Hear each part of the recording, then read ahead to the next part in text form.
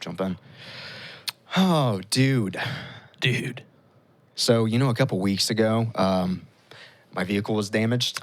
Yeah. And I'd just gotten it, which is funny because we just talked about cars last week, our first cars. Yeah. This is my newest car, and it's probably even more... it's probably the coolest car you've ever had. Yeah, it's more important to me, too. Yeah. So it really, really, really, really, really sucked when it got damaged. You definitely have spent more time earning this car, That's true. And you probably waited a long time to get a car like this, and almost instantly, something happened. Yeah.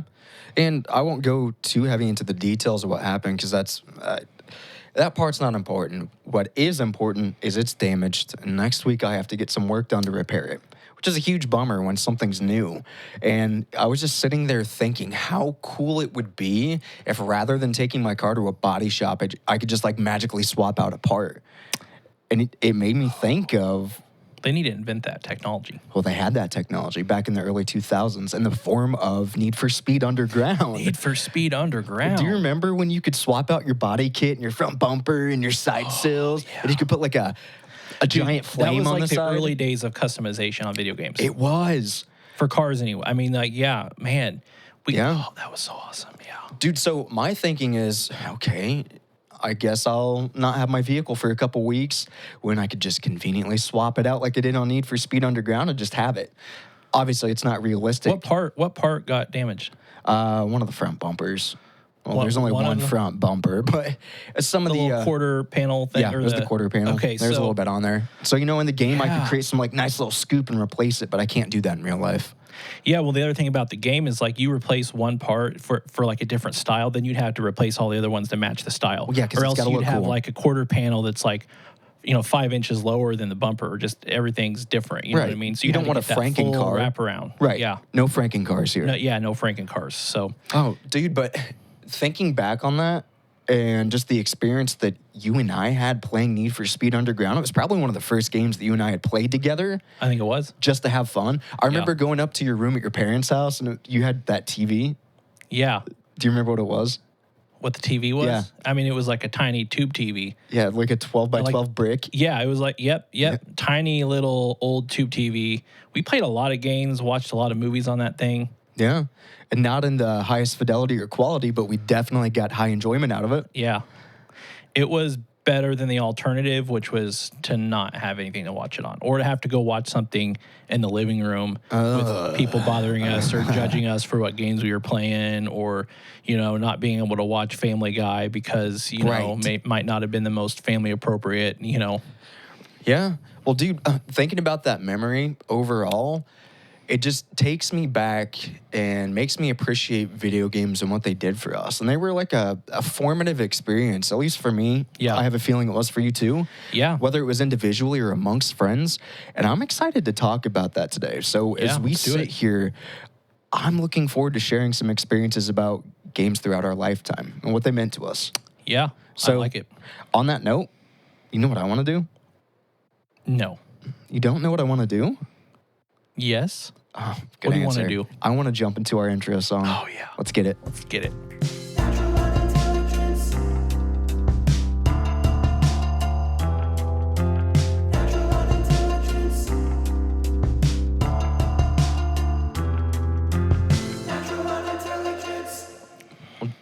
Jaron. Yeah, Alex. I really enjoyed listening to that song that we absolutely listened to and aren't faking for the audience. No, not at all. It was playing throughout this entire establishment on the loudspeakers.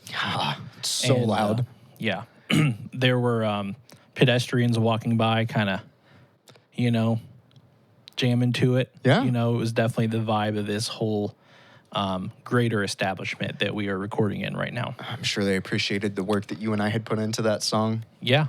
Because I don't know if people are aware we made that. That was pretty cool. Yeah. But we can talk about that another time. Sure. To reiterate what we were just previously talking about, what I was hoping to accomplish today, it's pretty cool in my opinion. As we had mentioned, I feel like video games were pretty formative to us. And it was something that you and I bonded over. We had our own personal experiences with video games, and we enjoyed them a lot.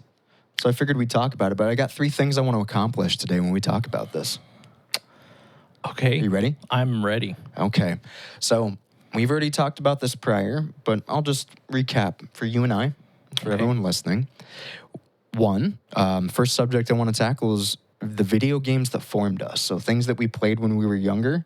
We'll both talk about, a game each. Yeah.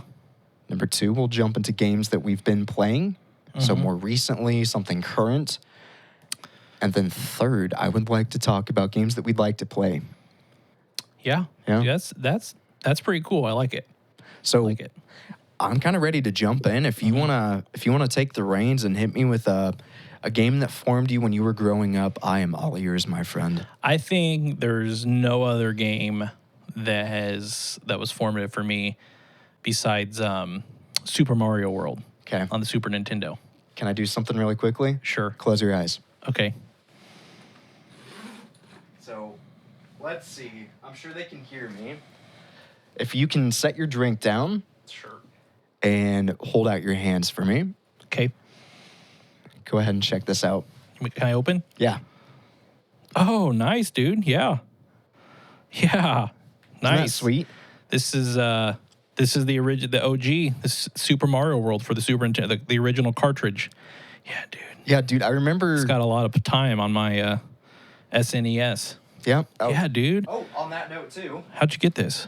One of our friends. We were just talking about the episode coming up and the subject, and he was like, "Do you want to borrow them for props?" I'm like, "Well, we don't really need props, but it might just be cool to show you."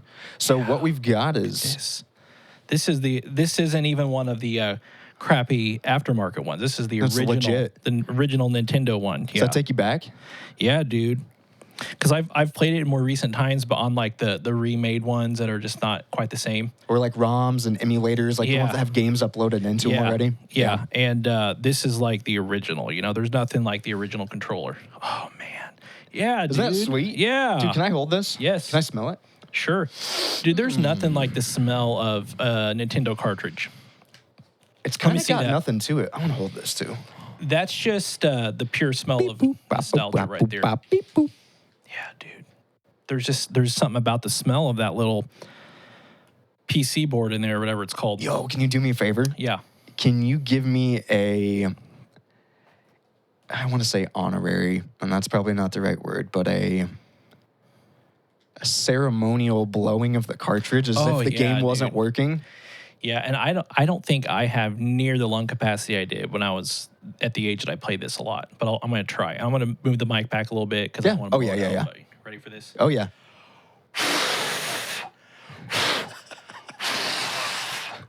Do you think it's going to work now? I think so. But you also had to blow the port out on the Nintendo sometimes. You did? Yeah. That was a little more tough to accomplish, though. It is because you had to you had to spread it and hold it open with 2 fingers. Yeah. So. Yeah. But anyway. Yeah, tell me about the game. What did you love about it? And I mean, I think I've got an idea because I enjoyed the game, but nowhere near as much as you. And I remembered you loved this game. I think I played it all the time. And there was just something so simple about it. It wasn't because I've never been able to catch on to the really complex games and everything with the super complex plots and all that stuff. Right. But it was just so simple. It was 2-dimensional, obviously. And it was just something I could really play and enjoy. And it had 96 levels, I believe. And you've beat them all, right? It was just so... Oh, yeah, for sure. Many times? Yeah. Mm-hmm. Yeah. I've beat that game. My sister, Shayna, she's my sibling who is closest to me in age. And her and I would play it all the time together growing up. And her and I always had a competition with who was better at it. And we still, to this day, legit kind of have a funny little argument going on. Like you'll do speed runs to see who can outpace the other, and yeah, we've thought about it because Andrew, shouldn't say names, but anyway, her husband, which is also one of my best friends, so he's kind of like he's like an unbiased. Well, he's gonna be biased towards her, of course, right? But he was gonna set up something where where we have a competition, whoever can play through the whole game and beat all 96 levels the fastest. We haven't done that, but I'd like to do it sometime. That'd be cool. Hey, maybe capture it and we can share it with people. Yeah, that'd be cool. That'd be cool. But yeah, I just think it was really creative. You had different, you would go into different phases of the game where it was like a different land, and the theme was totally different. Right. So it kept you really engaged. And I don't know, it was just exciting. I don't think I have had that feeling of just pure joy and excitement of playing a video game like I did when I was younger playing this game. I can understand. I watched you played it before. I think we were probably like 18, 19, 20 or something, and somebody brought over a Super Nintendo to another friend's house. Yeah. You're like, oh, let me get in on that. I'm going to beat that. And we're like, okay. And I think he did. Yeah. I could probably beat it in a couple, 2 or 3 hours. But that's cool, dude. And the thing about Mario, a lot of people don't realize, I think the first Mario games were released in early to mid 80s. Yeah. And Mario, do you know what occupation he is? He's a plumber. Yeah. He's a plumber. A plumber. And a lot of people don't know is it came out in the early to mid 80s, and that was just a couple years after do you ever hear of the blizzard of 78? I just heard about it from you, and I have a feeling it happened in 1978. And there was probably a blizzard. I thought it's because they got 78 inches of... No, it might have been 1,978 inches of snow? No, 78. It's not. It's called the blizzard of 78, not the blizzard of 1978. I thought you said 1978. My bad. And that's like over 6 feet, I think, of snow. But it's got to be at least. Yeah. That's almost 7 feet. So... Yeah? But... So the blizzard of 78 had just happened, and there was such a devastating blizzard that a lot of people's pipes froze in their house, okay? And I don't know if you know anything about frozen pipe in the winter. It's not a good situation, okay? Yeah. You usually have to go turn your water off right away, and there's damage. You gotta get a plumber up in there. And when you have widespread pandemonium going on like that, do you think there's enough plumbers to go around to fix everyone's, pipes right away? I don't have an actual answer. No, I can approach this one of two ways. Do you think there's a plumber for every house in America? I don't think the blizzard affected all of America. It affected much of it. Okay, there's not. So there's a shortage of plumbers going on in that time. Right. Okay, there were people waiting a long time, and there wasn't as many plumbers around. So people started to kind of idolize plumbers. Okay. And it became one of those things where more and more as time went on, plumbers were such in demand that you see a plumber out walking around, they were almost treated like a celebrity. Okay? You know a guy who knows a guy who knows a guy who's a plumber. There's probably gonna be a red carpet and some paparazzi around if you see a plumber. Okay. And so I don't know if they're that highly regarded. You weren't around back then. You weren't either, sir. Well, anyway, so it just became a thing where plumbers were really idolized after that blizzard. A lot of people wanted to be plumbers. Plumbers were kind of seen as a hero to people. Okay. Because they needed their pipes fixed so bad. So fixing my pipes. Well, I guess the customers wouldn't say that. Japan cashed in on that. Okay. Let's make a plumber superhero on a video game and sell it in the U.S. Are you selling me an idea that plumbers were heroes as a legit thing? Was this real, or are you expanding upon a fantastical idea? I don't know how it couldn't have been real. Okay, I think I just got my answer. You know what I mean? I mean, if you think about the devastating situation and the timing of Blizzard 78 in the Mario game, I don't know how that couldn't have been real. That's fair. So anyway, next time you're playing Mario or anything like that, just remember he was a solution to a problem in a really dark time for our country, when it came to plumbing and things. Because, they didn't have, a lot of people still had cast iron pipes back then. They were a lot more susceptible to busting. Bursting. Now you got that PVC. PVC. PVC. Yeah. It can still bust, but not as easy as a cast iron. Right. So anyway, I just want to tell you that Mario is more important probably to our culture than you think. And probably to the world, based off what you just shared with me. Yeah. Seeing as that's a very real story. Yeah. And he was a hero to all those affected by the, I don't know, the Catholic signing. Is that what they do? Do they wave their hands like that? What's Catholic? I'm doing something to honor the fallen of the blizzard of 1978. Or sorry, the blizzard of 78. Yeah, and you know what? When it comes to like blizzards and the fallen, have you ever like gotten a Dairy Queen treat and you just drop it on the ground? Yeah. And you just, it's over. Devastating. And no plumber can fix that. It's like a game over. Yeah, it is. Yeah. For your joy. but you can always try again. Yeah, you can. Like, because even if you run out of lives, you can just click the reset button. Well, let's hit the which reset is basically button. like, you know, doing bankruptcy. What's that called when you say it? Are you talking about literal bankruptcy? Yeah. Declaring Yeah. bankruptcy? Yeah. Oh, you couldn't think of the word. I couldn't think of the word declare. Okay, well, Yeah. let's do a game over on this one. Yeah, I because I agree. want to talk to you about something. Yeah. You ready? Let's hear it. Here, I'll take this stuff Okay. from you because I got to Yeah. go back for seconds. Okay. Watch your feet. Watch your feet. Okay.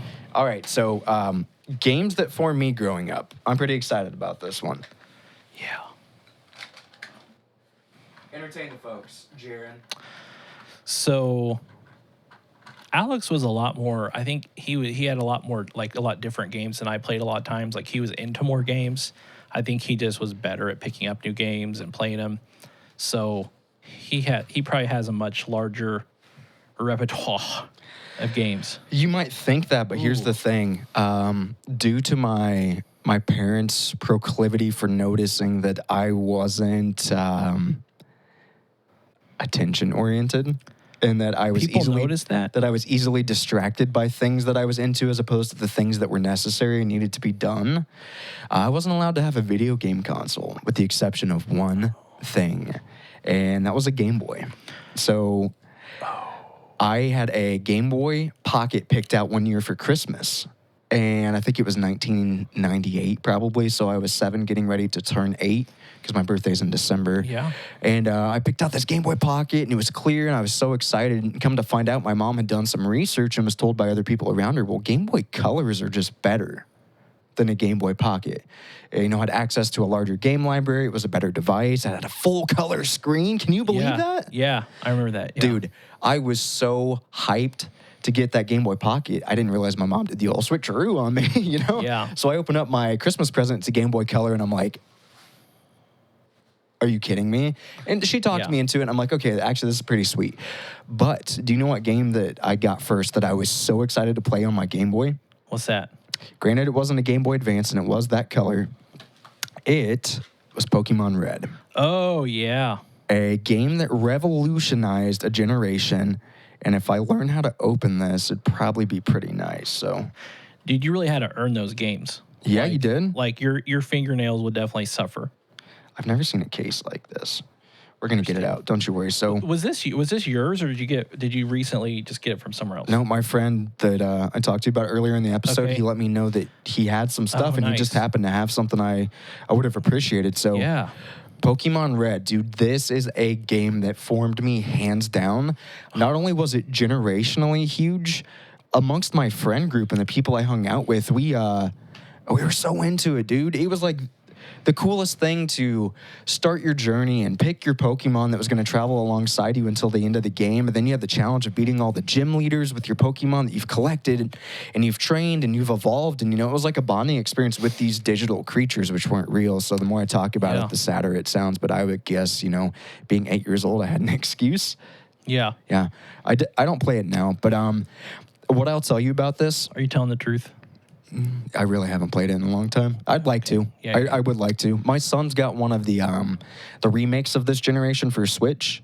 We played it together a little bit. It had a Pokeball that you could throw at the screen like but a they're Wii always controller. a little bit different. Yeah. So it wasn't the same. But, dude, my friends at the time, especially my best friend in that era, he would always get the opposite of whatever I had. So red and blue version came out together. I'd get red, he'd get blue. We'd collect Pokemon. What was the we'd battle difference between those? the Pokemon that were available in the game. So the only way to get all 150 was to trade with a friend that had the other version and had caught them. Oh. Yeah. So it was really Interesting. cool. I didn't know that. Yeah. Either way, cool. this game formed so much of my video game interest because it was a turn-based RPG. And I wasn't aware of what that was, but battling stuff, entering commands, you know, trying to take out your opponent's creature in this scenario, or maybe enemies in other games, like that was big to me. Then leveling up and getting new moves, dude, awesome. Yeah. I think one of the coolest things about the Game Boy Color, because before that, my mom had just a classic Game Boy, and she always played Tetris on it. Yeah. It was just black and white. And we grew up playing that too, you know, because she had that sitting around. We'd play it and stuff. We got pretty good at Tetris. And the Game Boy Color came out. You'd get and then we got the Tetris game for that. Right. And we didn't know all the Tetraminos had different colors.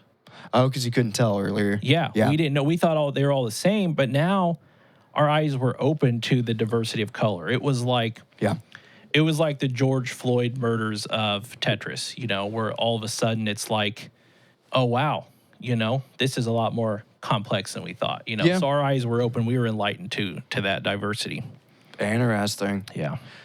So, I won't dwell too long on Pokemon, but my friend also shared Pokemon Silver with me. So, this one was probably better, in my opinion, because it included everything about the first game in it, plus a whole new region that you could explore with 100 new Pokemon. So, it took everything that made these first-generation Red, Blue, and Yellow games, but made it better. And it introduced these concepts where, like, day and nighttime were real. There was an internal clock built into the Game Boy games, so certain Pokemon could only be caught at night. Yeah. And again, only certain Pokemon were available in Silver versus Gold. I had Gold, but my buddy had this one. This is just cool for me because it forms so much about who I was as a person and the things that interested me. And it's so neat to see these. So yeah, that's cool, man. That's really I never played these a lot, but I had a lot of friends that did, and this was definitely an important part of our culture and upbringing. Yeah, you gotta catch 'em all, Pokemon. That's the theme song. Is it? What was that again? Gotta catch 'em all, Pokemon. Nice. Yeah. Yeah, dude, that's Pokemon awesome. Go was a freaking revolution too, but I will show you this. This was a really neat device at the time. So Game Boy Advance was the first backwards compatible system where you could take Pokemon, or not Pokemon, you could take Game Boy Pocket, Game Boy Color games and put them in a Game Boy Advance. This was my favorite console of that era of my life, hands down, because I could just continue playing these games I'd already had for years. Yeah. Dude, so cool. And they had the smaller cartridges that were the advanced ones. Yeah. That didn't stick way out. Yeah. That's cool. Yeah. I know. I remember when this came out. That's sweet. And there's just something about this is just nice. Yeah. Just the good ergonomic feel. Aesthetics and That's the exact same color I had too. So him showing me this stuff the other day, like, it was just a nostalgic trip down memory lane. Yeah. I think like... Are you okay? Yeah, it's okay. Did you just die? Something flew up in there. I didn't see microscopic Pokemon. I think like ergonomically speaking, this was definitely a big step up from the vertical ones. Oh, the OG Game Boy? Yeah. Or the Game Boy Color. That was the colors, the pockets. The Game Boy Color. That never happened. That didn't happen. Okay. The Game Boy Color was vertical. Yeah. Also. Yeah. So, which those were cool, but there was just something, you were just able to connect with it a lot better when you had the Advance and stuff. And then it seems like all the other handheld devices since then have been that same basic layout. Yep. Right? Pretty much. Yeah. You were super into those, the handheld ones, and I think a lot of that was because you weren't allowed to have a console. Which was weird to me because it accomplished the exact same goal. And if you think about it, though, you were able to play it more because it was portable. Dude, there was one time where I got grounded, and my parents, I say my parents, but it was my mom's plan to take away my Game Boy. And that was going to teach me a lesson. And the lesson that it taught me was my parents have creative places to hide my things. Yeah, it did not teach him a lesson. I'm just going to tell you that. I was around back then. It did not teach him a lesson. It did not teach me a lesson. And honestly, what it did teach me was perseverance and the value and determination. Yeah, exactly. Perseverance, determination, and following through on what you say you're going to do. And I was going to beat a game. I was going to do it, even if I was grounded. And I think it taught you how to search for things a lot better and stick with it. Discovery is important. Because I think now, you go around the house, you're looking for your keys. Okay, you're looking for some of that, some of your face cream or something that you've lost. You're going around the house and you can find it quickly. Yeah. Most guys, they search for things like a man. How do men search for things? Their wives have to come and then show them where it's at after 2 seconds. They're like, oh, it's right there. Well, I think you're missing the first step where it's like, duh, where are my things? Yeah. Like, because you're just in a fury and a chaos and you're like throwing your hands around and you're looking for stuff, and you can't find it. And then there's like clouds of smoke going everywhere. Yeah. And then the calming, nurturing nature comes into play, and they settle you down, and they say, look, here, I found it. So being a single guy, I actually have nobody to do that for me. So I just, in a fury, can't find anything. They don't do the calming thing. They make you feel... Oh, they shame you. But they still find it especially for if it you. was something that they wanted you to find.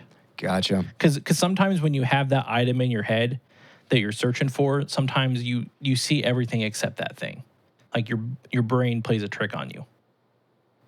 Anyway, I digress.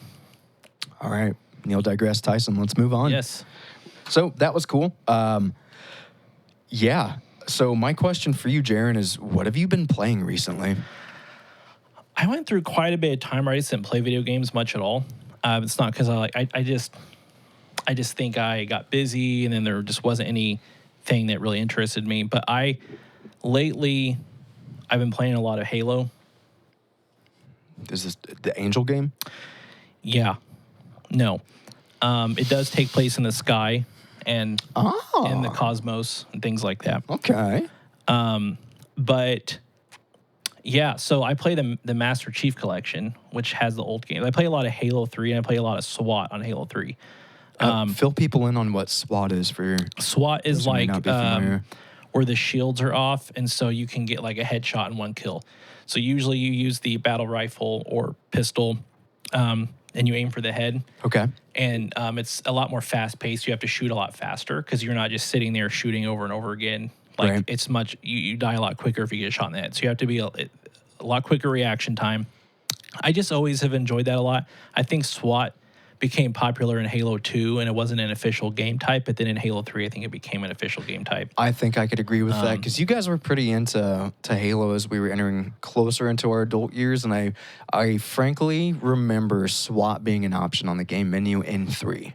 Yeah. And I just wasn't as interested in it because I loved just classic multiplayer. What do they call that mode? Slayer? Slayer. Yeah, Slayer is just the Can you do an impersonation of it for me, though? Slayer. Slayer. Yeah. And when you die, some of the alien guys, you kill them and be like, Yeah. yeah. But Oh, dude. I don't understand how. So you've been playing it, though? Yeah, I've been playing. I play it once or twice a week. Sometimes cool. I play it with a friend. I have a friend who lives in another state. We play it together online. We play on Xbox Live. Just a way for us to hang out. We talk on the phone while we're doing it. See, it's all about bonding. It is. See, video games have always been more of a social thing. They are. And if you're playing a game by yourself, you can still bond with others by talking about it. But you were saying, you're about to say something and I cut you off. Well, Halo has been around for a long time. I think like over 20 years now. It's got to be. Yeah. It stood the test of time. And what I don't understand is like how Master Chief never got canceled. Why would he get canceled? Well, I think a lot of people have accused him of inappropriate stuff. Okay, you'd be playing there, you'd be playing Halo with 3 of your friends, 4 other strangers online or something. Okay. And at least once every round, someone would yell out that they were taken advantage of. They would maybe throw out the R word. The one degrading individuals with brains that operate differently than ours. You're talking about artards? No. I'm talking about the one, Oh, where they've been physically... Yeah. How do we navigate this word? Hold on. You continue talking. I'll think of how I'm going to say it. People would, experience a little bit of that. Forceful entry? Yeah. Is that what you're referencing? Sometimes it was lighter than that. It was just a little bit of that Master Chief Tickling, or MCT for short. Okay. And, sometimes it was a hard R, Right. And you'd hear that word thrown out a lot. Are you saying it rhymes with cape? Yes. Are we clear? And rake. Well, it doesn't... okay. Oh, Yeah. it doesn't. Yeah, never mind. Sorry. I'm really good at language. I'm going to rake you. Dude, do you remember getting teabagged on there too? No, yeah, dude. People still do Nightmares that. about it. Yeah, dude. Yeah. When I fall asleep at night, I see Master Chief over and over dropping his body down. And it was nasty. It wasn't like some nice, London fog or a matcha tea. or, chamomile. Earl Grey. What's that other one? Chamomile? Chamomile. I actually know somebody who pronounced it that way and didn't know that wasn't how you say it. Chamomile. So, but yeah, the bags of tea, not fun. The bags of tea. And so I never knew why he didn't get canceled. I don't understand why people kept playing that game. So I've always been perplexed by that. But I think what it was is you can forgive someone's offense is a lot better if you can unite with them towards a common enemy. Right, and if it's suffering under your opponent, that's a great common goal. If you have to deal with a little bit of that MCT, to go against the flood together, you gotta deal with a little bit of that, that hard rake to, go up against the Covenant and defeat them. It's worth it. Stepmaster Chief, what are you doing? Stepmaster Chief. Yeah. I guess my question for you, and this is serious. Yeah. Assault rifle or battle rifle? Well, the assault rifle is the default weapon on Halo 3 for regular Slayer. Okay.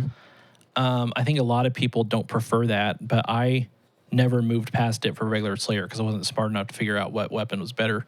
But if you're just on a regular map, I would say most of the time I just use AR for Slayer. Now for SWAT, definitely the battle rifle. It's more precise. Yeah, in fact, on SWAT modes, you don't even have an assault rifle.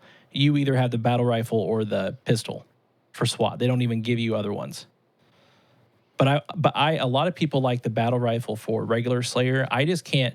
I've never been able to get good with it. I feel like at longer distances is better, but just for regular medium distances or close, I like the AR. Now for like closer distances, I'd much rather have the shotgun or the energy sword. Well, yeah. Yeah. Sword, dude. And on Halo 3... Why would you not want to penetrate your opponent's body with a Right, but plasma? it's just risky a lot of times. I mean, unless you can you use it as a secondary weapon and switch it, which is what you want to do. Yeah, but the biggest risks in life net you the biggest rewards. It's true. It's very satisfying, especially... Oh, it's so satisfying. Yeah, yeah. And, what was it? You get a bull true if you would stop someone who's coming at you with an energy sword. That was always good. Oh. And on Halo 3, it got some flack because the melee move, it was too strong. Beat down, it was too strong, which I use that all the time. Dude, on it's there. awesome. It's you awesome. just go up to somebody like, hey, I know. Be dead. You Hey. fist bump them and they go flying 10 feet back. Oh. Yeah. Okay. So, Dude, what would happen if two people meleeed each other in the fist? Would the world separate and come apart? Yeah, or some tectonic plates would shift or something. Oh, the shifting of the tectonic plates. That's why California is about to fall off the face of the earth. Yeah. Master Chief. They should make a band about that. What would they call it? The tectonics. Is this a joke you're making? Are you setting me up No, for it's something? not a joke. That wasn't a joke, Alex. The tectonics. Is this a thing? No. Oh, it should be though. It's a pentatonics. Yeah, I got it now. Yeah. Bash your head into the microphone. Alex. Yeah. We have a problem. What's the problem? This toilet paper's out. Oh, I mean, that's not a problem because I got another one right here. Oh, wow. You want to put it on there for you? Yeah, that'd be great. I mean, yeah. Okay. Well, I like that. I think this should be pretty simple, as any logical person would. I'm going to put the toilet paper over. Okay. I think you should put it under. I don't think I should. Why would I put it under? Just easier to grab. Easier to grab. You're going to reach behind what's in front of you? No, I'm not going to reach because it's just already dangling. Right, but your hand is up here and you're reaching further back to grab? Yeah, because it looks more like, when you're looking at it, it looks more like it has a mullet. Jaron, I don't think we're going to solve this between the two of us. Probably not. You know what we need to do? Probably post a poll on a domain and let people help us decide. Yeah, so listeners, head over to overorunder.net and cast your vote because this debate has gone on long enough and it's time to solve this issue once and for all. Does toilet paper go over or does it go under? Yeah. Overunder.net. Help us out. Go there now. So, what kind of games have you been playing? Games? Love games. Do you know what I'm referencing there? No. Old Greg. It was a really popular internet/YouTube video. I've not been playing that because that's not a game, but I don't want to answer, Jaron. I don't want to do it. Oh, you have to. No, stop. Oh, man, I'm going to expose myself as a huge nerd. Please don't do that on YouTube. Which people probably already know that about me, that personally know me. Yeah. All right, I'll answer. So I have been playing a game pretty consistently for the past 3 or so years. And it not only is a video game, it's also a trading card game. So you're still playing Pokemon? No, I've evolved. Oh. Alex is evolving. I am into Magic the Gathering, the trading card game. And they have an online client called Magic the Gathering Arena. So I will play the digital version of one of my favorite card games. And I play this game a lot, dude. So it's a digital version. I bet it's pretty cool to like be able to have both of the digital version and the physical cards. Like, because there's a lot of different things you can do, and it's probably one is going to be more fun for you at a certain time than the other one. Yeah, that's cool. Yeah, because I mean, video game wise, what I feel I accomplish when I play it online is I can complete games quickly. I'm not bogged down by shuffling my deck. I have the ability to create decks on the fly. I can come up with cool new things. I discover things at a faster rate. And ultimately, I enjoy it more because I win more often with the speed of these games being completed. But I don't personally know what it is that I love about trading card games in general, because I've played a couple over the years, but this is one that's been consistent. I picked up in 2012, but I play this game all the time, dude. So fun. Dude, yeah, I know you have some items, some magic itemery. I think they can probably even see some of it on screen since we're here in my studio. So, like, it hasn't just been like a quick fad for you, because I remember, when you first invested in some cards a while back. Was that like 2012? Does that sound Probably, about right? Yeah. And you might have gotten rid of some of them and then kind of gotten back into it at some point. But like, I think it was definitely. It wasn't just something like nowadays. It's not just something that you just kind of like a quick fad that you got into. Like, I feel like you've been really committed to it and have really invested a lot in it. So what do you think is the biggest reason why you keep playing that? I enjoy the mental challenge of creating a deck that does something and finding a way to win with said deck, and navigating my way to winning against my opponent. Because the way I've always described this game is you're trying to navigate your way to a victory while trying to keep your opponent from winning. Those are two very different things.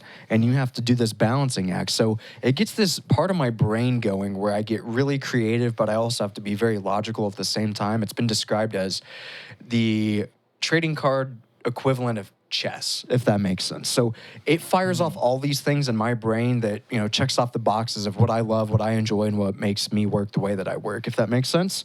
And there's a community behind it too. So if I play in person with people, kind of like you're saying, connecting with a buddy that you haven't seen in a long time. Yeah, dude, I'll play with friends. Cool. Yeah. I've got my brother into it, and he'll come over and we'll play some multiplayer games with each other. Dude, it's a fun way to hang out and goof off and accomplish a goal of beating each other. Do you feel like, because I think once you get you get into your late 20s, your 30s, it's harder to maintain friendships. Oh, yeah. And it just doesn't come real natural. So, like, do you feel like having something to bond over and a kind of a reason to spend time with people really helps you to maintain some of those friendships and just kind of have that bond that, like, maybe you wouldn't otherwise have if they were just coming over and you guys just were doing nothing? Like, what do you think about that? I haven't thought of that before, but if I was to answer honestly, yeah. Yeah. For sure. Because I feel that way. Like, the friend that I talked about playing Halo with online. Yeah. Like, him and I, really good friends back in the day. We just haven't talked much in the last 10 years. I mean, we see each other occasionally, but it's kind of been disappointing because I miss him. And it's just hard, when you live states away, when you're just not in the same stage of life. It's hard. It's really hard to maintain friendships. But like having something like that to where you can bond over it, but it's not something that is like, it's not something you have to put a lot of like exhausting energy toward. Right. You have to put, you have to think about it. You have to put some energy, but it's Gotta fun. put energy into anything. And I feel like just like doing something with your guy friends, like where you're kind of working towards something together. Right. Even if you're on opposite teams, if you're playing against each other, you're still just like There's a kind of collective working goal. toward a common goal, but Yeah. there's very low stakes. It's not like it's real life. Oh, don't say that. I'm hungry. Yeah, dude. I'm hungry. Oh yeah, man. I want some of those. Some of those medium rare, joy patties. You know what I mean? Oh. Yeah. Yeah. I don't. So Sometimes I just humor what you're saying because I enjoy the things you come up with, because we as friends sitting down to accomplish something together enjoy the creativity and the things that we make from it. So yeah, that's our goal together. So it's I like think gaming with your friends. I think it's really cool because I think a lot of we had a negative kind of, we were instilled with a little bit of a negative mindset about gaming from the older generation growing up. For sure. And so they didn't get it. We kind of felt bad. They would make us feel bad a lot of times for playing games. Oh yeah. And so now it's like, I think as long as you're not like, playing games all the time and kind of pissing your life away, then I think it's okay to game and enjoy that. And especially, like if you need that social interaction, which I think most of us do, I think it's a great way for a lot of us to still have that. So on that note, in particular, with the game that I mentioned that I've been playing, I've compared it to take our parents' generation and their parents' generation, who would sit around and watch televised media. That was the way Cable. It didn't really matter what it was, in my opinion. They just thought that the way to spend time after a long day was to sit down and watch something together. To me, I don't like to be someone that consumes media. I want to be actively involved in it.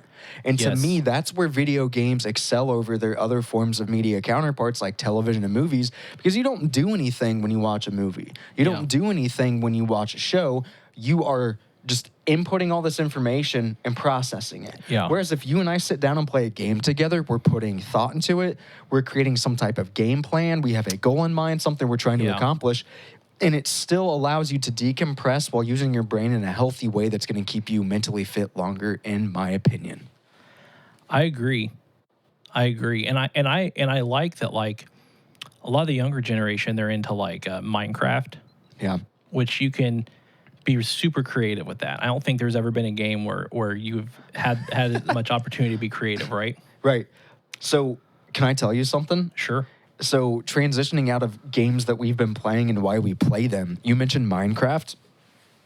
I do not understand the fascination with that game. Do you remember when we grew up and we were watching these younger kids, like our siblings or siblings of friends, playing this and be like, it's literal blocks. They're like stacking blocks.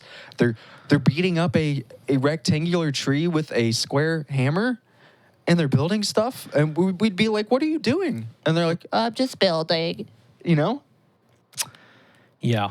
And I missed it. And they were not just blocks, they were giant pixels. Correct. And I didn't understand at the time, but I think I get it now because they've formed communities around it. And they all collectively get together and bond over that thing. And it's what they enjoy, and they're proud of it. I agree. I don't want to sound old here. Well, I think we got big boomer energy regardless if we're talking about Roblox and Minecraft. But I think the Gen Zers did a lot of that. But I think, like, I'm worried about Gen Alpha, which is like the kids now. Yeah. And because I see a lot of them, they're like too lazy to even play video games anymore. Now they just watch YouTube videos about Minecraft. Yep. They just watch someone else play it because they don't want to expend their own creativity. Yeah. So isn't that kind of weird? Like, I would hate, I have too much of an urge to do it myself. So I would not want to just watch someone play it. It'd be like, doing that is like being a chaperone at a middle school dance. You're just over there on the side, leaning against the wall, just observing all the action from a distance. Yeah. I used to feel the same way until I encountered content creators that were capturing game footage of games that I was into that I wanted to be better at. So I think at least the 6-year-old that I saw doing that the other day, he wasn't doing that. They're just substituting that instead of playing the game. Yeah, right? That's their substitution for playing. Because I understand watching to get better at it or whatever. I get that, Right. But I think they're just watching it for purely entertainment and not, they're just being lazy. They can't even, like, because I feel like playing Minecraft is about as lazy as you can physically get while still being productive. That's fair. And they can't even do that. I don't think they want to. Yeah, they can do it. I'm just sounding like a boomer just to, be facetious. I don't even know what that word means, but it sounded right. I think it means you crap yourself. Oh, okay. Facetious. Yeah. Facetious, yeah. So, right. On that note, I guess it'll help me to transition to the next part too, but I think those kids believe that games are meant for people that create content now. I think that's what their brains associate with games. And if they don't see themselves as a content creator, they don't think that they're supposed to play the game. Does that make sense? Yeah. So, on the note of Minecraft, do you know what game I want to play? What's that? Minecraft? So, no. I mean, there are some elements, and there's a reason I mentioned it, but yeah. Are you familiar with the Nintendo Switch classic, Legend of Zelda Breath of the Wild? No. So it was a pretty revolutionary game when it came out. It was a giant open world map where you could explore multiple regions of this continent, and anywhere on the map you could go. Anywhere that the map showed. Yeah. Any awesome. terrain, any surface, you could go there. Yeah. And you would explore, you'd stumble across all these different things, different little side quests, different characters, different items, different puzzles that you'd have to encounter. And by completing all these puzzles, you'd get more powers and you'd get stronger in the game. And it just escalated. Dude, I spent 120 hours playing that game over the course of 2 years on my Switch. And I feel like if you can see everything in a world, I feel like you can see everything. Like, there's a lot going on people don't realize that they had to put into that game. Yeah. You know what I mean? I mean, just down to the last little railroad tie. Right. Down to the last little leaf on a tree. Yeah. You got people over there, smoking behind a 7-Eleven, Right. That sounds like Grand Theft Auto more than Legend of Zelda, but yeah. Maybe. Yeah. Maybe, Did they have any homoerotic characters in Zelda? I want to say that they probably did. It's been a while since I've played it, to be honest with you, and I would need to go back and play it. Yeah. But or is there a part of the map where they were hanging out at more so than not? I don't remember, dude. It's been a while. Yeah. But I just feel like you have to think about all those things, There's a lot that goes into creating a piece of media. Yeah. Man, that's sweet. I've never gotten into, well, you know what? Midnight Club 2 on the original Xbox was probably the biggest open world not the biggest, one of the biggest at its time, where you had a whole city and the graphics were not detailed at all, but like that was my first intro to that. And I think it's cool, but I appreciate some of the newer ones. I wish I could get into some of them, if I had more time or whatever. Well, I do have time, but Right. Well, then that is a game I'd recommend. Yeah. But here's what's interesting. That game's been out since 2017. The sequel is coming out in May. And it's I think I've heard about that. Yeah, it's called Legend of Zelda Tears of the Kingdom. And it's the first time that they've done a direct sequel to a game, because typically what they do is they'll have this character Link.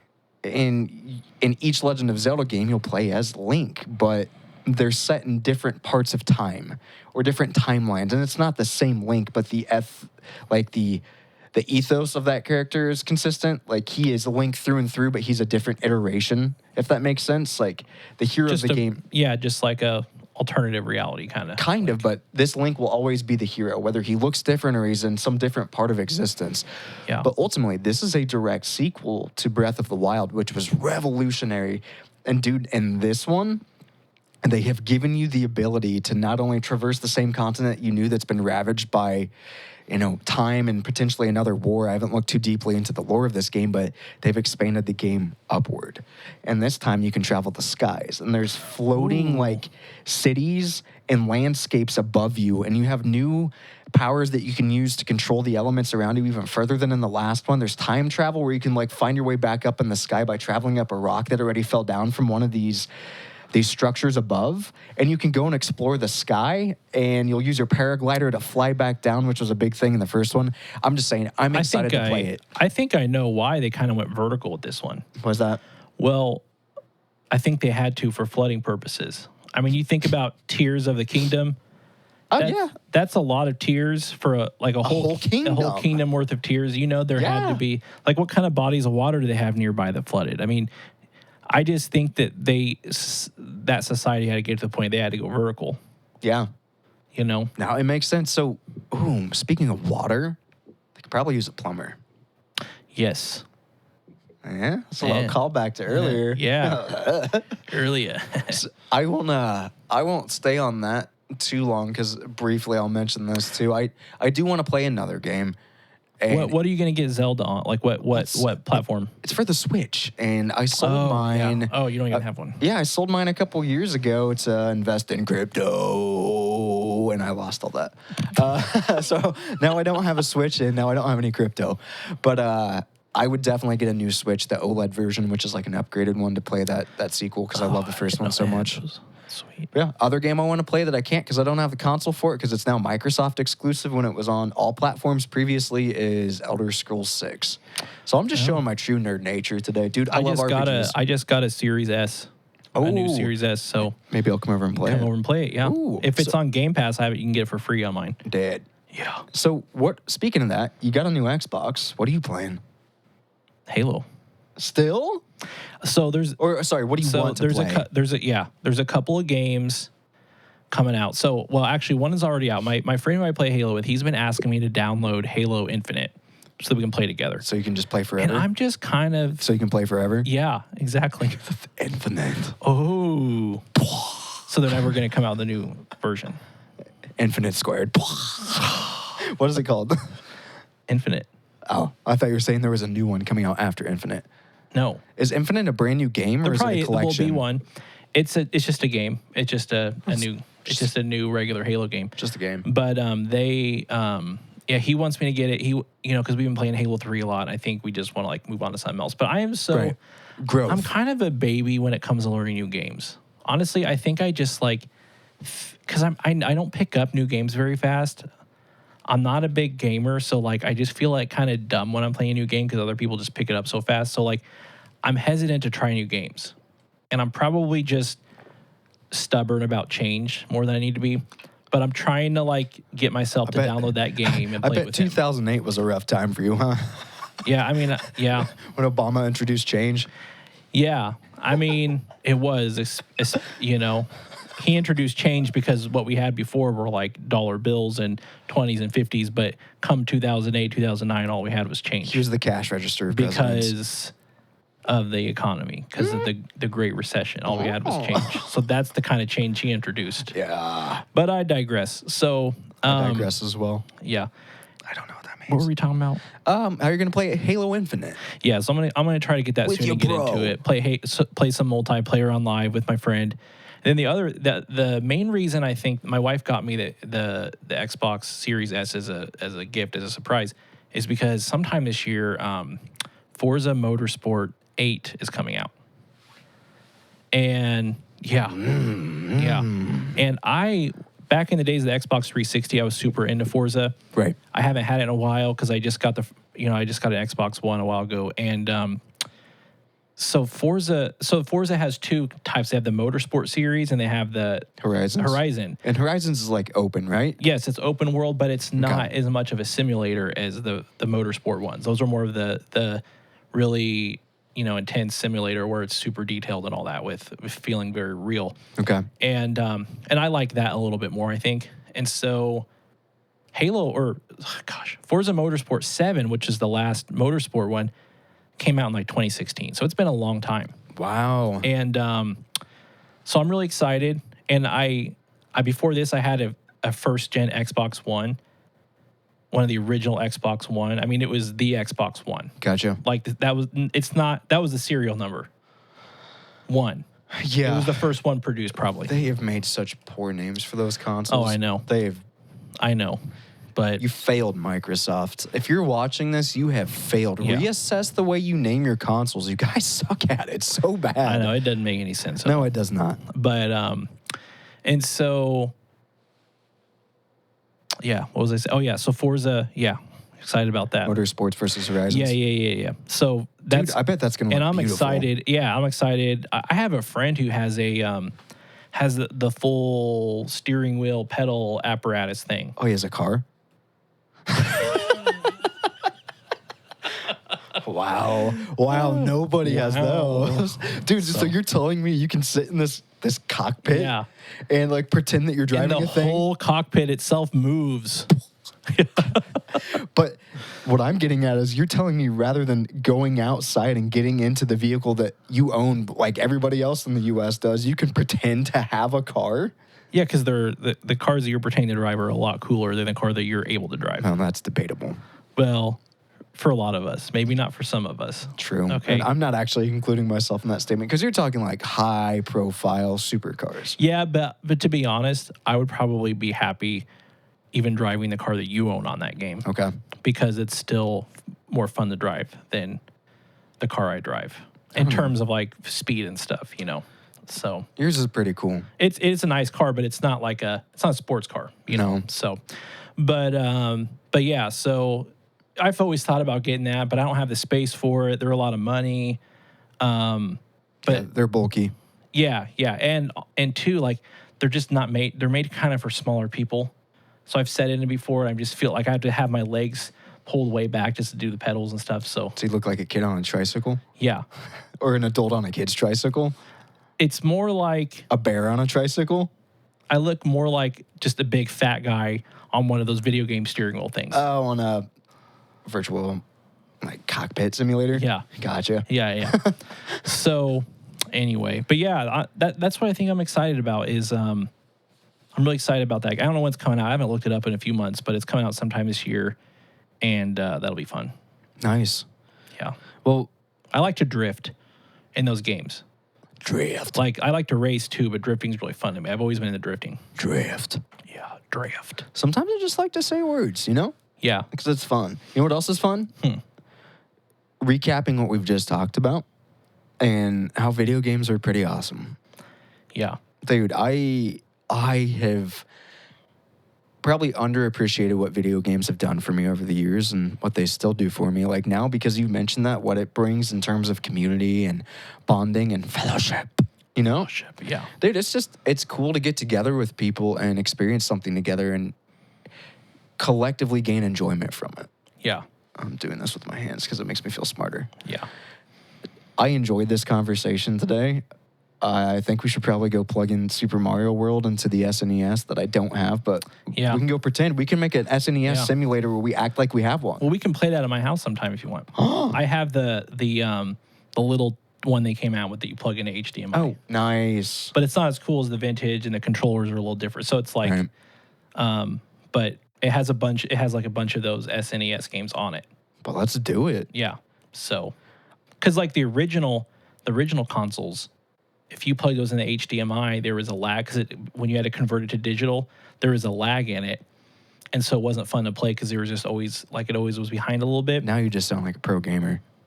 Input I'm lag. really not. Input lag. PC's better. Monitor That is 120 not. hertz. That is not where I was going with that. I know. Hey, well then you know what? I don't even own a PC. Then let's be thankful that we're not PC gamers and we can just appreciate games. I'm very thankful for that. I'm very thankful for that. And you know what? Thank you. Your thank you.